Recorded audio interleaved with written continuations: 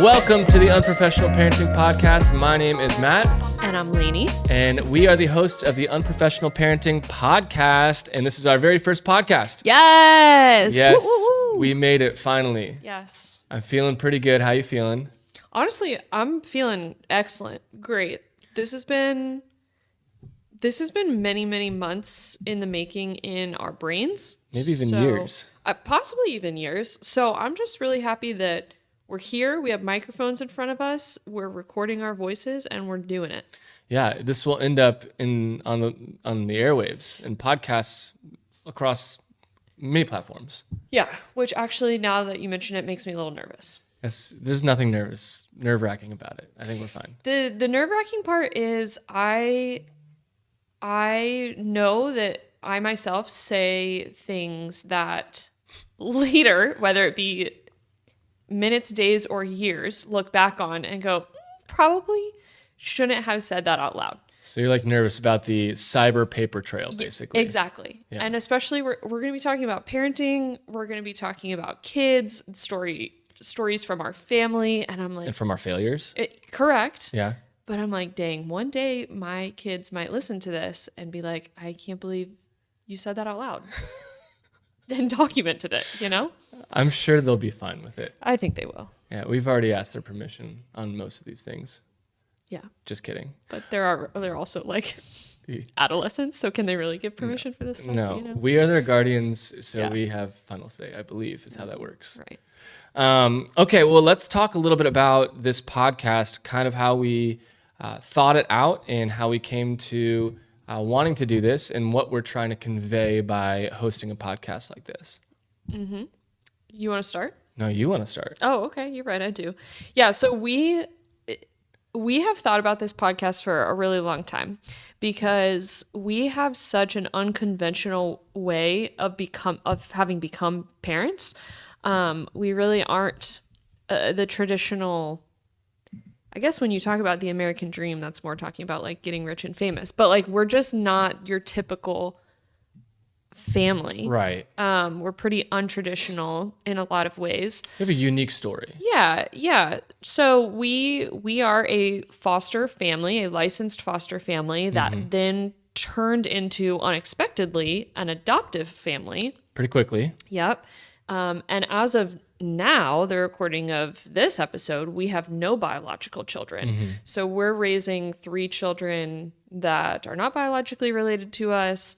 All 3 of our children came into our home because of foster care and ended up unplanned from our parts, staying in our home because of adoption.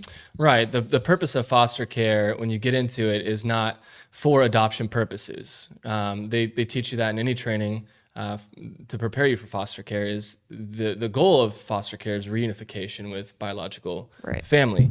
However, in our instances, we kind of got to a place where that wasn't an option anymore. And so the kids that were living in our home were up for adoption. And we thought to ourselves, there's no way that they're going to go live anywhere else with anybody else. Yeah, no. And it was definitely not an option on our mind. It was not on the table for them to go anywhere else but to stay in our home.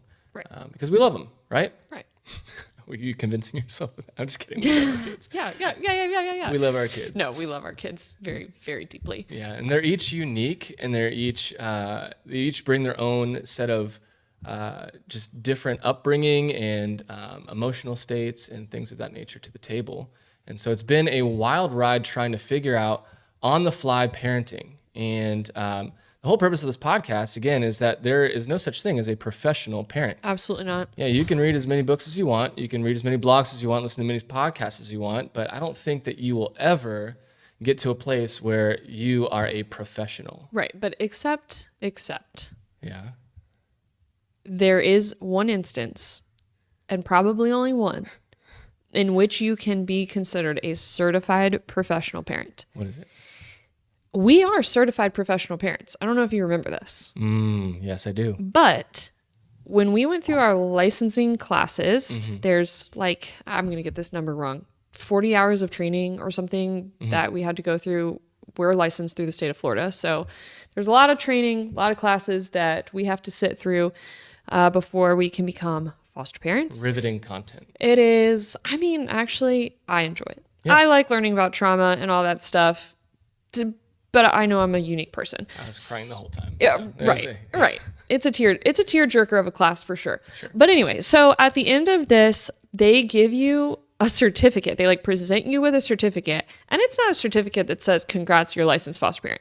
It is a certificate that says you are a professional parent. Yeah, it's on paper with a signature. It is on paper, and I don't know why we don't have it framed in our house or hanging on our refrigerator for our kids to see, but we were dubbed professional parents at one point.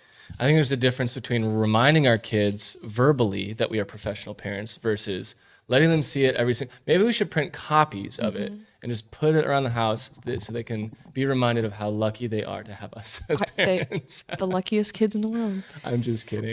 But also the irony of us being presented this professional parent certificate when we didn't have any children. Like we'd literally never been parents for a single minute of our entire lives. Right. Popped in. And then they were like, congrats. Yeah, it's crazy. It's good job. Now figure it out. But we're thankful. We've in our story that you will hear going forward in this podcast is we're very thankful for the network of people who have supported us along this journey and who have encouraged us and helped us get to a place where we could say yes to opening our home to kids and to love them and to support them. And so it's been a great time. How long have we been parents for? We've been parents. Are we going to timestamp this, I guess? We've been parents since May 1st of 2020. Wow. It's very specific. 2020. And we're in 2025 now. So that's going on 5 years of being parents. But our kids came into our home not as babies. No. Came in as how old was our oldest? They were 8 and 10 when 8 they and moved 10. into our house. Yeah. And then our youngest moved in about 3 years ago, almost 3 years ago. Yep. And he was, oh man. See? Was he 6? I think he had Oh, recently my turned goodness. 6 when he moved into our house. Such a little baby. He's so Yeah. grown up now. I know. Oh man, time flies. Unbelievable. So again, the purpose of this podcast, we want to share some of our stories. We want to share some of the things that we've learned. We want to share some of our failures and our triumphs. And we kind of want to look at parenting through a biblical lens for sure. When I talk about our support system and our network of people around us who have helped us be, and I put this in quotes, successful as parents. But really, none of this is possible without, honestly, the strength of the Lord and just Him opening and softening our hearts to be in a place where we can try something like this, right? Yeah, you're going to hear us talk about our faith a lot on this podcast. That is just really at the root and It's who we are. Yeah, it's how we live our lives. It is the lens by which we live our entire lives. So it's pretty impossible for us to talk about our lives without talking about our faith.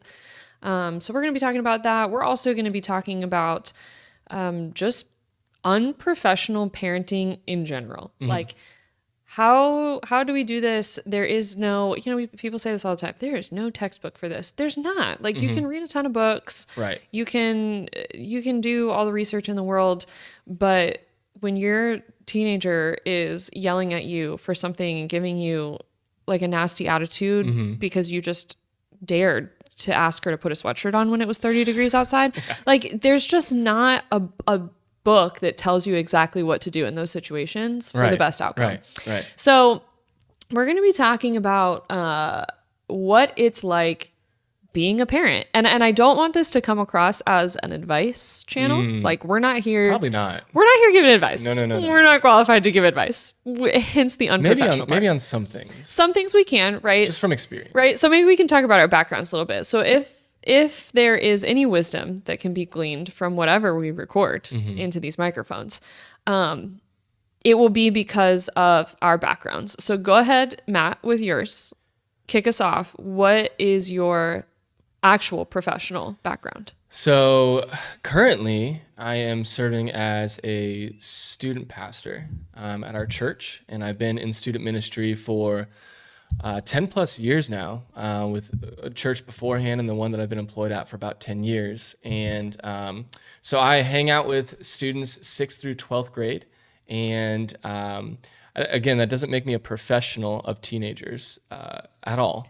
But you've seen a lot of families. I've seen a ton of families. I've seen a lot of dynamics, a lot of different styles of parenting. I've had parents ask me for parenting advice, even when I didn't have kids. It was like, I don't know what to tell you. How desperate of a place do you have to be at to look Exactly. at your 23-year-old youth pastor who has no children and be like, please help? Yeah. I mean, but we all get to those desperate positions, right? Where we just don't know. We don't know what to do next. Yep. Or we also have those times in our lives as parents where we interact or react to something that's happening in the moment.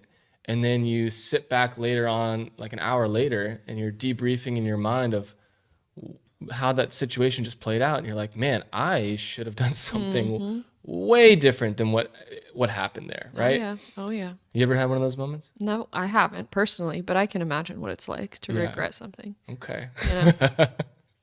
I can only imagine what it's like to not be perfect. Right, exactly. Yeah. Well, Lainey and I debrief pretty much every single day at the end of the day, just things that we're going on with the kids. And there's a lot of times, and she probably won't admit it in this moment, a lot of times where she has the response of maybe I should have done things differently. Oh, yeah. And is reluctant to fix those things that she should have done differently.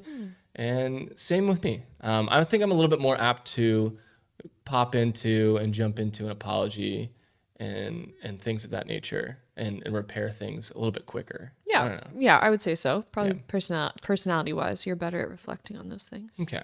Well, anyway, I mean, that's who I am. That's my background is student ministry, working with parents, working with students, and with a biblical perspective and trying to put Jesus first in the home and teach discipleship in the home and really encourage that with our families. What about your background? Tell people about you. Yep. So I have a social work background. I got my graduate social work degree from the Florida State University. Go Noles. I can't. Go Seminoles. This will be edited out of the podcast. Listen, you know what? This has been a rough... We don't need to talk sports. This is not a sports podcast. Gosh, I know, but my brain just goes to it because it's... Right, but Florida State is not just sports. There's a lot of other redeeming qualities about the school, I think. You're right. I mean, I got a wonderful degree from it. Right. We excel in academics as well. Good circus and clown school is what I've heard. I'm not kidding. I know you're not kidding. Yeah. You might say that as a dig. I'm not. It's just funny because it works both ways. But the circus at Florida State is extremely legitimate. Yeah. We went to multiple performances. Circuses. And well, yeah, but it's Popped not up like a lot of tents. Yeah, no, there's just one tent on campus. Well, there was when I was there. It was just a tent. Okay, all right. We got to move on back. And it was these students. I'm sure they loved doing what I just feel like I need to defend them because you say it as a joke. No. Students are extremely talented. Anyway, get back to your background. Okay. You graduated Florida State. Yeah, so I graduated from the Florida State University with my undergrad and graduate social work degree.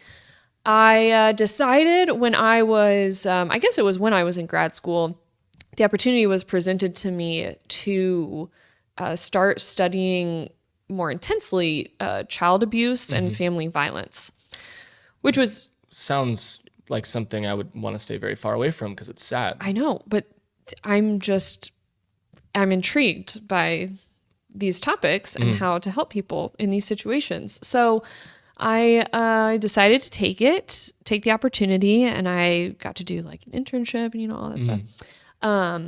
So fast forward over the next 10 years of my career, I became licensed in the state of Florida. So I'm a licensed clinical social worker.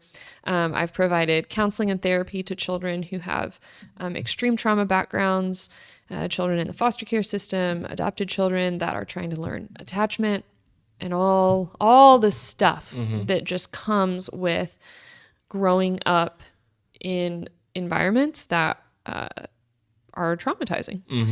And that's like a big general word that maybe we can dissect further in this podcast. But so that is my background, is working with children who have experienced trauma.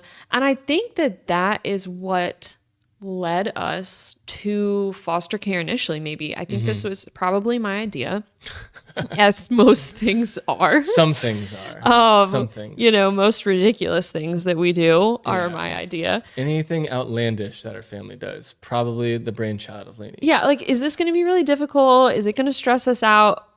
Yes, we should do it. Bring it on. Yeah. So, well, now, okay, I guess I can talk about my career now. Now I'm also working at the same church you are. Yeah. Co-workers. Yes, it's a delight. So I'm working at the same church that Matt is on staff at. We are working at Calvary Church in Clearwater, Florida. And I operate as a social worker on our staff, which I think is so cool. Yeah. That a church has a social worker. Yeah, you don't see that a lot. You don't see it a lot. I think it's a pretty unique thing that our church really embraced. And my focus is to work with all of our community engagement, really. Like, how do we engage the community? How do we impact our neighbors and the people around us? How do we get involved with organizations that are doing really amazing things in our community? But really my heartbeat, like, what is it called? Like your heart child? Is that what you would call it? Heart child? Is that what it is? We can go with that. Your passion? Yeah. Let's use passion. Yeah. My passion, I guess, in this role is to work with foster and adoptive families in our church. Yeah. To help recruit more foster and adoptive families, to help equip them and support them as they are inviting children into their home and welcoming children and trying to give them a stable and loving place to live, whether it be temporarily or permanently. So that is what I am currently doing. It's what I love to do. I'm constantly reading and going to trainings and like doing all the things involved in what is trauma and how does it affect people and how do we heal from trauma through a biblical lens. Not so much of a nutshell of who you are and your background, because that was a long segment to introduce yourself. But it's necessary though. Like there's just a lot. We gotta set the foundation for what's going to be taking place here and why you should trust every single word that we say. I am anything but pithy and concise. So I mean, sometimes you are, but regardless, we're excited to talk about a few different things here on this show. Maybe some of the topics that our listeners can look forward to in the very near future. You want to give a couple of things that you are excited about speaking on this podcast? Yeah, so mine would probably be a little more serious than your topics, I assume will be. But things that I'm really excited to dive into and talk about. Why should we care about foster care and adoption? Like, why should people care about this topic? Yeah. And the other thing I'm really excited to talk about is how trauma affects children differently, but then how we as adults can respond to all of that differently to help them grow. Yeah, and even how sometimes we respond in our own trauma.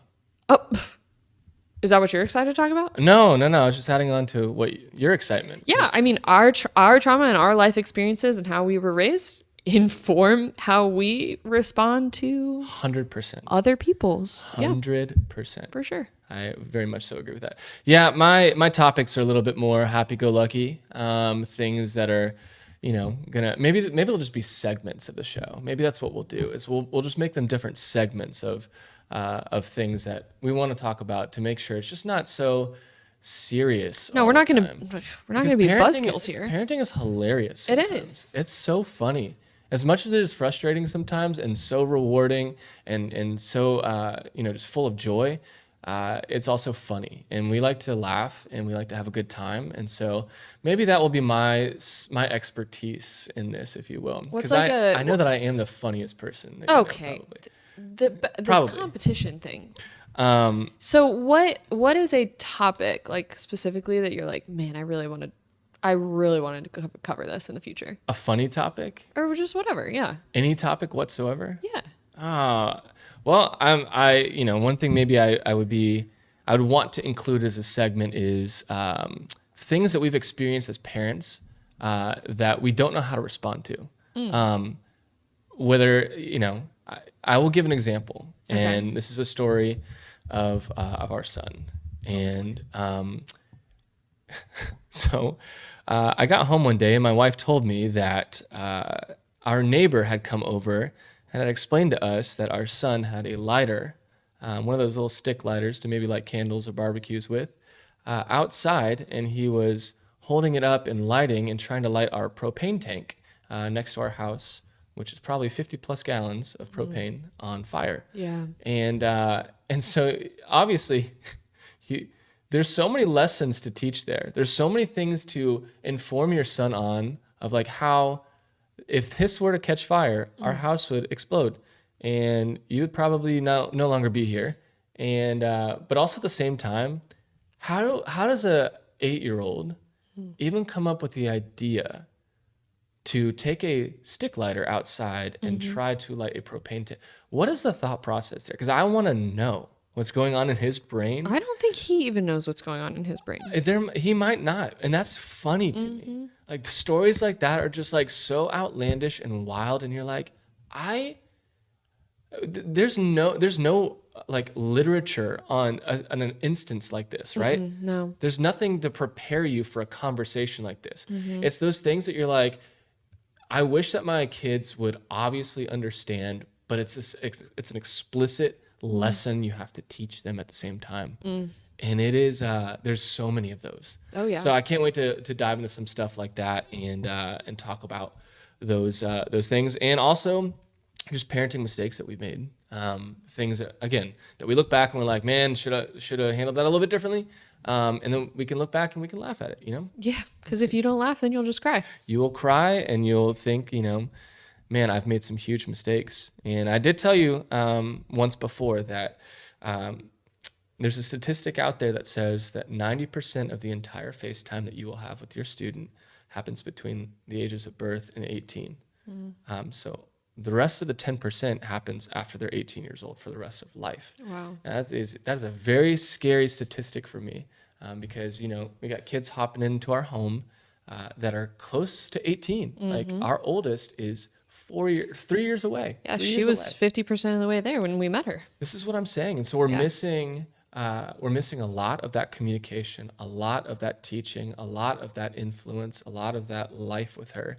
And even our other kids, they're quickly approaching that 18 as well. And so, you know, we're trying to just get it right. And we're trying to do the best that we can in the time that we have so that when they leave this house, they know who Jesus is. They know that we love them. They know that we're here and we value them and we support them. And we want them to know certain things about life before they leave here. So we're trying to rush it too, right? Right. How much stuff can I do? Also, dealing with jobs at the same time and dealing with our own stuff going on in our own lives that we're mentally and spiritually dealing with. So there's a lot to talk about, a lot to get to. And I cannot wait to record more episodes of this podcast and put it out there and just have the discussion. Yeah. I can't wait to hear from people who listen to us and hear their stories too. Exactly. And so we're going to have some, on that note, we're going to have some guests that are going to pop on the podcast with us as well. People that we trust and we love, and we're excited about that as well. Yeah, so we are excited to drop a new episode once a week. We're going to have something new every week for y'all, and that is why it is very important. What do all the cool influencers say? Like, subscribe, and share. Hit that like button, subscribe to our channel, and share it with all your friends. That's right. This has been Matt and Lainey with the Unprofessional Parenting Podcast. Thanks for listening to us today.